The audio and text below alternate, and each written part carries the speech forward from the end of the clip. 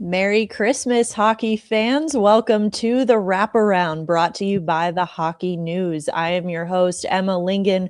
I'm joined today by Michael Augello and great friend of the show, Adam Kierszenblat. And we are coming at you on this Christmas day with a special holiday-themed episode to talk about all the latest goings-on around the NHL, even when there's no games being played. But first, before we get into all of the latest and greatest, do want to remind you that for over 75 years, the Hockey News has been the ultimate hockey fix. Now you can get 12 issues delivered straight to you, packed with stories, stats, and a bonus gift issue to kick things off. Head over to thn.com and get in on the action.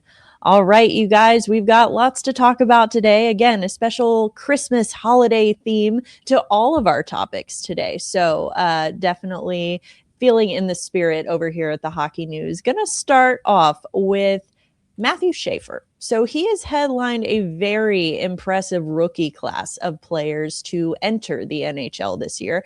But aside from him, we can all agree he was a great early Christmas gift to the Islanders. See how I tied it in there?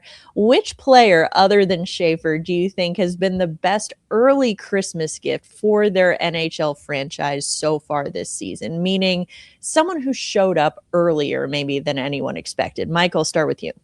Well, I have two, but I won't steal Adam's first one. But I'll give my first one, and that would be Benjamin Kindle of the Pittsburgh Penguins, because he was a top 15 pick in this draft, and usually the first pick makes the NHL. And if you look at past drafts, the second pick usually either stays in college or over in Europe or whatever.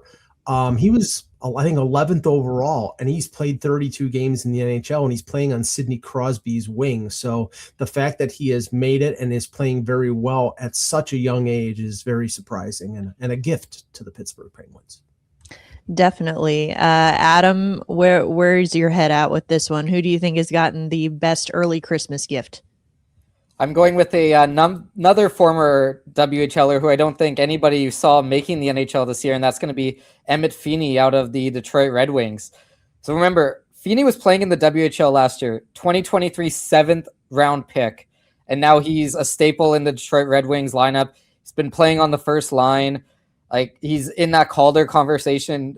And I mean, I've talked to Feeney in the past. I've watched him throughout his WHL career, and yeah, I'm not surprised he made the NHL, but I'm a little bit surprised he made it this quickly. Yeah, low-hanging fruit on this one. Schaefer's probably main competitor for the Calder would be Beckett Seneca from the Anaheim Ducks, who jumps from junior as a 19-year-old, where he scored 86 points with Oshawa, and is a dominant big boy power forward in this league. I mean, he's 6'3", 206, and he's got 28 points right now. I think he's, like I said, I think he's the main competition to Schaefer for the Calder. A lot of these NHL teams have gotten early Christmas gifts this year already in the form of these standout rookies, but there are going to be some NHL players, pending UFAs in particular, who are going to be looking for Christmas gifts next year. Talking about guys, of course, not including the likes of Connor McDavid, Kirill Kaprizov, Jack Eichel, Kyle Connor, Martin Necas, Adrian Kempe, all those guys off the board signed extensions earlier this year. But there are still some intriguing players that are going to become free agents next summer. So, Mike, which of the remaining players set to become UFAs next year have already shown that they deserve a contract extension under their Christmas tree next year?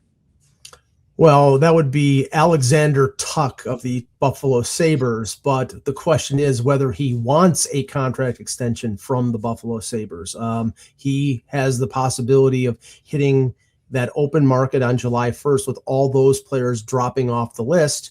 And I think him and Artemi Panarin are probably two of the best forwards that are available. So Tuch could easily get over $10 million on a long-term deal. He ceased negotiations with the Sabres in October. There's been no word of him starting them up again. And if the Sabres can't get him under contract before the March 6th deadline, they're probably going to trade him. So if they trade him, I think he's going to market, and he's going to have a lot of money under the Christmas tree next year.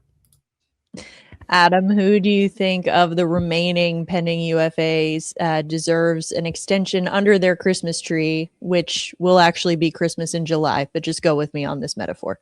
Well, I would say Kiefer Sherwood, but he's not re-signing with Vancouver. Like we're kind of all at that stage here in Vancouver. He's going to get over $4 million. Vancouver's not going to give him that. So that's a contract that's going to cash in. But Alex Ovechkin, right? Like I think that's an easy one. He wants to keep playing based off of everything that we've heard.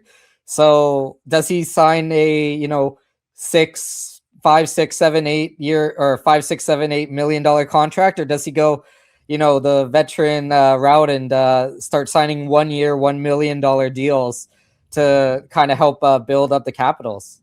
He's getting a $30 million ruble or 30 million ruble contract with Moscow Dynamo. That's where he's going. Come on.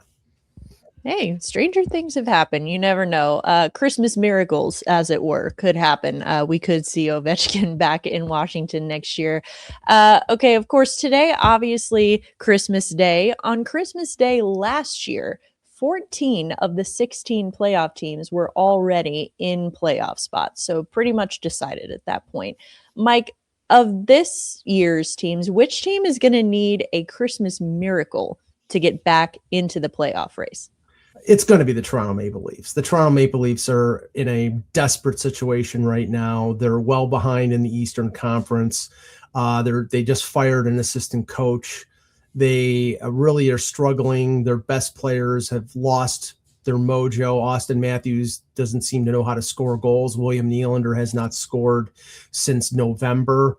It's a desperate situation for them. And I mean, like you said, Emma, 14 of the 16 teams at Christmas that were in the playoffs at that point made it. So 2 of 16, the odds aren't very good. And Toronto would have to climb over 7 teams to get into the playoffs. That's not likely. Definitely not likely. Adam, who do you think is going to need the biggest Christmas miracle to get into the playoffs this year? I'm going to go with the last year's President Trophy winning Winnipeg Jets, because it really is just shocking what's happened this year with Winnipeg. I know that they went through the Connor Hellebuck injury, and that's going to impact you when you lose the league MVP. But like, if you look at it, they're already struggling. They're near the bottom of the Western Conference. And what we also have to take in mind is that Winnipeg's going to be one of those teams that has a lot of players at the Olympics.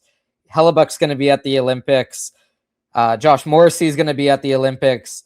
You might have Mark Scheifele at the Olympics. Kyle Connor is going to be at the Olympics. Like, there's a long list of players who are going to be at the Olympics for various teams, and that's gonna tax players. Like, there's already rumors starting to come out that, oh, this player might pick up like a tweak an injury two days before the Olympics or their team might not medically clear them. I don't know what's going to exactly happen in February, but like, we could see players pull out of the Olympics just based off how the condensed schedule is. So I think Winnipeg, if all of their players that are kind of eligible to go end up going, I think that is going to cause some problems, not just leading up to the Olympics, but during that last stretch of the season.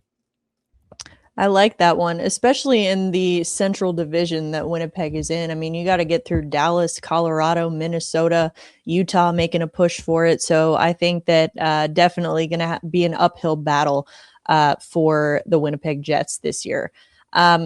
I don't know about you guys, but Christmas time especially, I personally love shopping for a good bargain. I love finding the best bang for my buck. So looking at that in NHL terms, again, go with me on this journey. Who do you think has turned out to be the best bang for your buck gift for an NHL team at this point in the holiday season? Meaning someone who is a cheap off-season signing that has turned out to be a very impactful player this year. Mike? That would be Brent Burns of the Colorado Avalanche. 1 year, $1 million. He's got, he's eating up minutes for the Avalanche. He's got 19 points right now.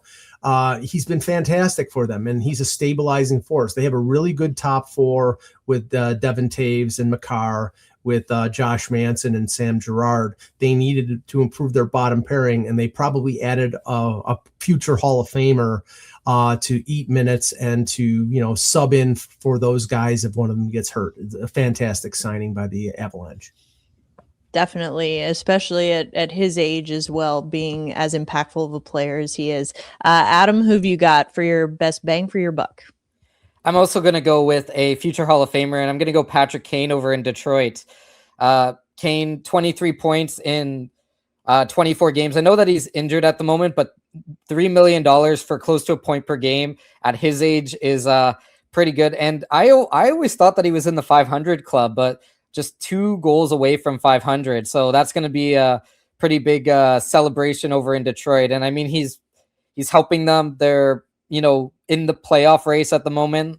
He's scoring, he's contributing. He has that, Stanley Cup experience. So I think overall $3 million for close to a point a game plus that experience is a pretty good bargain.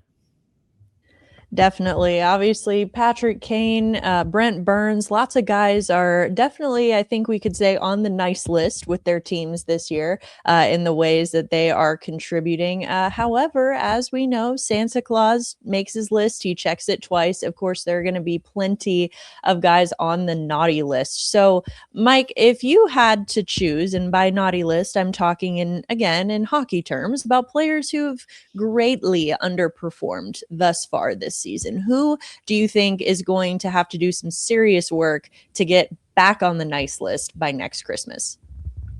Well, I would probably say all of the New York Rangers, other than their goaltenders and Adam Fox, have underachieved. But if I had to choose one person, it would be Austin Matthews of the Toronto Maple Leafs. Now, the question is this injury related or is this just a slump? We don't know because Toronto has been very secretive in terms of injury situations, but he has not performed very well, performed way under expectations. And if I had to offer an addendum to that, the other one in the Western Conference, even though he is second on his team scoring, $12 million a year for 7 goals for one Mitchell Marner, I think they're asking for a refund. Wow, I'm just shocked that you found a way to bring Mitch Marner into this, Mike. Adam, who you got? Who do you think's at the top of the naughty list this year? Well, I mean, if we're talking, just normal play and not necessarily contract, I think you'd go with Tom Wilson, right? He seems to be on the top of most naughty lists every year, just based off of what he's able to, just some of the, let's just put it, antics that he, I guess, puts on the ice. But I mean, I have to agree with Mike on the Austin Matthews. Like, you're the captain of the Toronto Maple Leafs. All of a sudden, it seems like he can't score.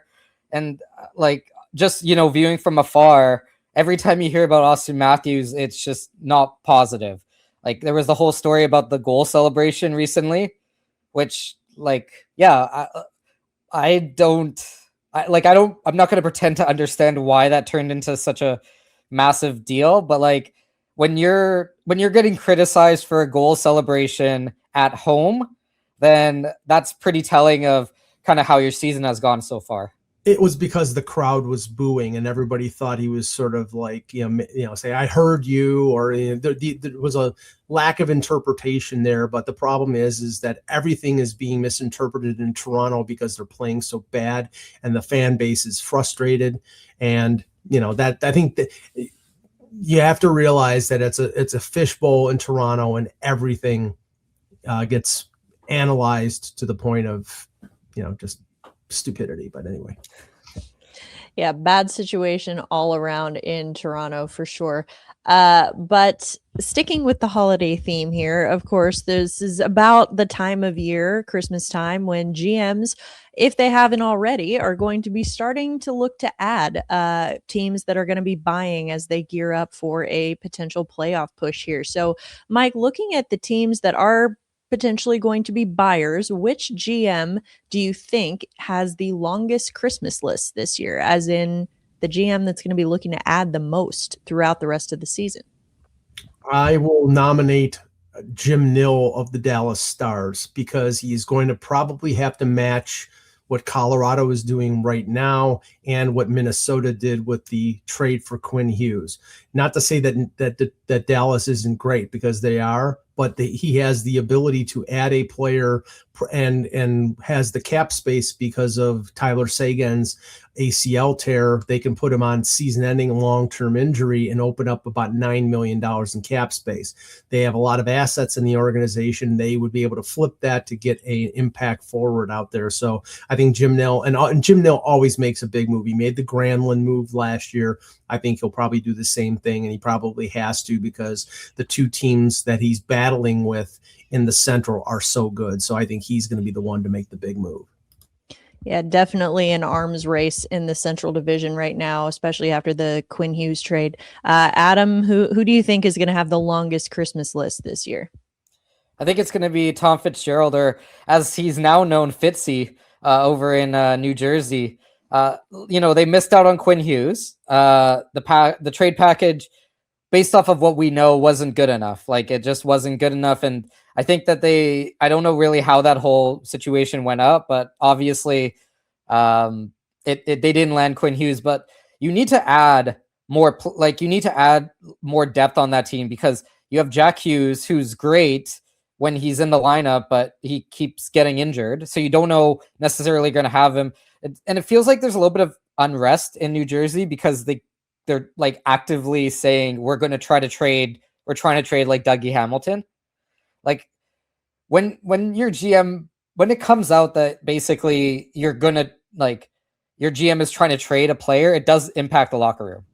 Like, when it's just kind of like a cloud of, we don't know who we're necessarily going to trade, then it's a little bit different. But when it's very clear that they want to move one or two players, and those players keep getting mentioned, it sort of brings the whole locker room down. So I think that at this point, if you're Fitzgerald, you need to make a move. Like, you need to respark that entire locker room.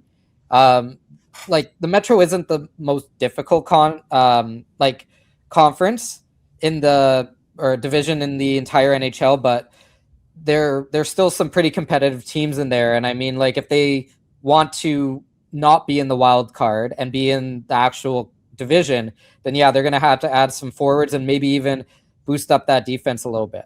Yeah, but the issue with New Jersey, Emma, is that, I mean, they were trying to move Hamilton, and Andre Palat was the other name that was mentioned, because they had to clear cap space to be able to add Quinn Hughes, and that's and now, Dougie Hamilton has had so many injuries throughout his career. And if you look at his stats right now, his numbers are way down. He's not getting the power play point, the quarterback benefits in terms of his offense, because Luke Hughes is sort of taken over as the point man on their power play, and Palat is in his in his 30s and probably starting to tail off at the end of a great career. So that was the motivation there in putting those names out, and they might still move. And I think the calculation from Fitzy was, I'm not going to give up a truckload for a guy I know who's going to sign here in a year and a half. So why do it?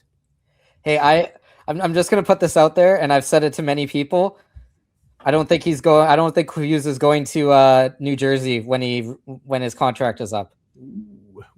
Well, that's something that we will certainly be able to speculate about for years to come. But for now, moving on, one of the, of course, best parts of the holiday season is the exchanging of gifts. So obviously, lots of gifts about to be exchanged here coming up in the NHL. So Mike, which teams do you think are going to be the most likely to participate in a gift exchange later this season, with the gifts in question being trades? So maybe one or two predictions of a trade that you think could happen that would actually make sense for both teams involved. Okay, I'll give you two. One involving the Buffalo Sabres. It's been rumored that the Edmonton Oilers are interested in a goaltender, and they have to be, because Tristan Jarry is hurt again, and probably, based on his frequency of being injured, will be hurt again. I don't hope that for him, but they supposedly are interested in Alex Lyon. Now, right now, the Sabres have been more successful. They had a long winning streak. At this point, they probably don't want to shake up the chemistry and the mojo, but I think that their chances of making the playoffs are still doubtful. And Edmonton is looking for that goaltender that, if Jari gets hurt, can step in as a number one, and if Jari doesn't get hurt, can be a good number two. So I'd say Alex Lyon for Ike Howard. That would make a lot of sense for both teams. And the other trade is one I mentioned to you, Emma. I could see Matthias Michelli getting traded from Toronto to Nashville for Michael Bunting. The Maple Leafs need a spark plug. And if you saw the way Michael Bunting played against Toronto last week, he was a house on fire. I think he wants to go back home. Michael Bunting, I think, regardless, is definitely getting traded this year. I think Toronto could be a good fit. Michelli, I'd even throw Nick Robertson in there as a potential fit. But that's neither here nor there. Adam, who do you think will be exchanging gifts later this year in the NHL? What's a trade that could make sense for both sides? Well, I mentioned him a little bit before, but I think we're all on the train of that Kiefer Sherwood is going to be traded before the deadline. If he doesn't, that is just kind of a massive failure for the Canucks organization in there. I think the term they're using is hybrid retool. It seems to change, or hybrid rebuild. I don't know. It seems to change every single day.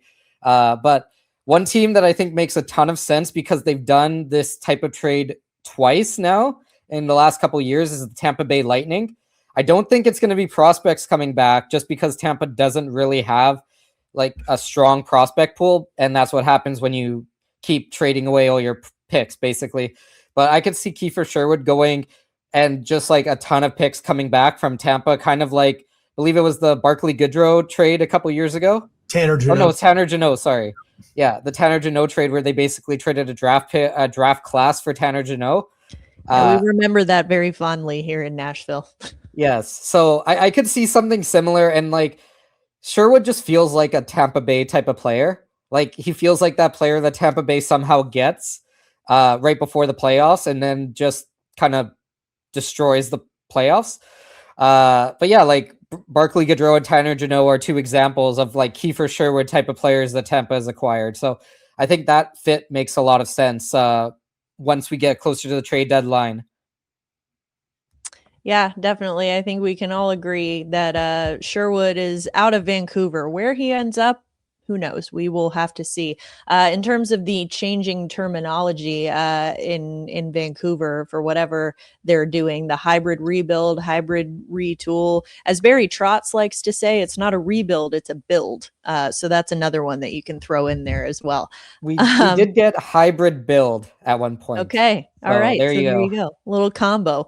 All right. Well, one bonus question here today to wrap things up. Of course, Christmas time, wonderful time of year, but we all love the day after Christmas as well, Boxing Day. So, Mike, which team in the NHL do you think is going to be the most likely to have a Boxing Day blowout sale, as in the team that's most likely to trade away significant assets in hopes of starting a true rebuild, not a retool or a build or a hybrid build or anything like that? Well, I have two as usual. One would be the Calgary Flames. I don't care what Ebenezer Don Maloney says.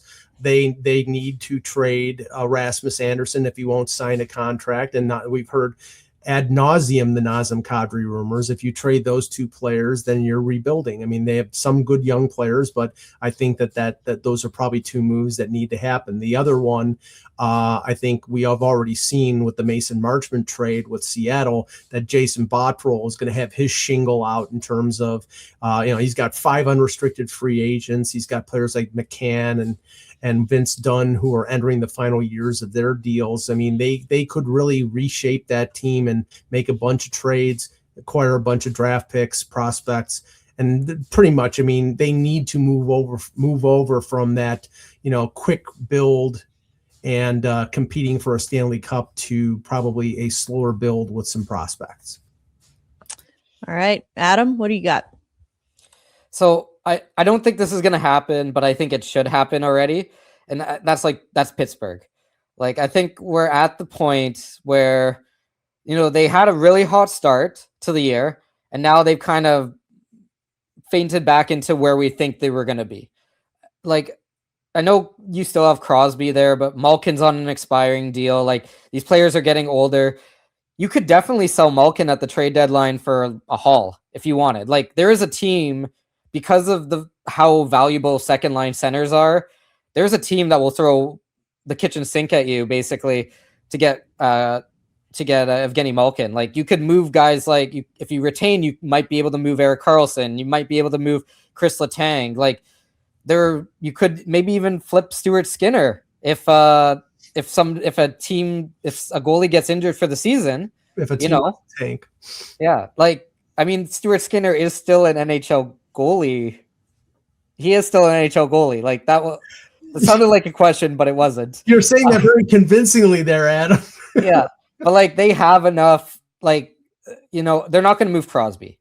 I think we're all at the point now where it's like, until Crosby says I want to leave, he's not moving.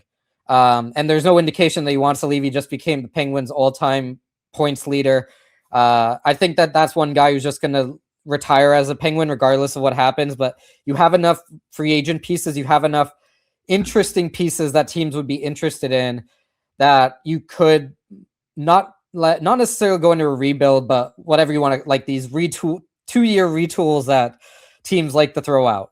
You have, and like Ben Kindle, Harrison Brunke, like, you have these young guys that are pushing for spots, even Arthur Seeloff's in net. Like, so I think that overall Pittsburgh's in a good position if they ever wanted to rebuild, and they have the perfect captain, basically, not necessarily for a rebuild, but to teach the young guys, because who wouldn't want to be, come in and be taught by Sidney Crosby? Yeah, definitely a team that I think, like you said, we've started to see the Penguins start to come back to earth a little bit here. But like you said, lots of exciting young pieces. They've got Kindle, they've got Rucker McGroarty. You can see sort of the vision for the next wave there. So we'll see what happens here in Pittsburgh.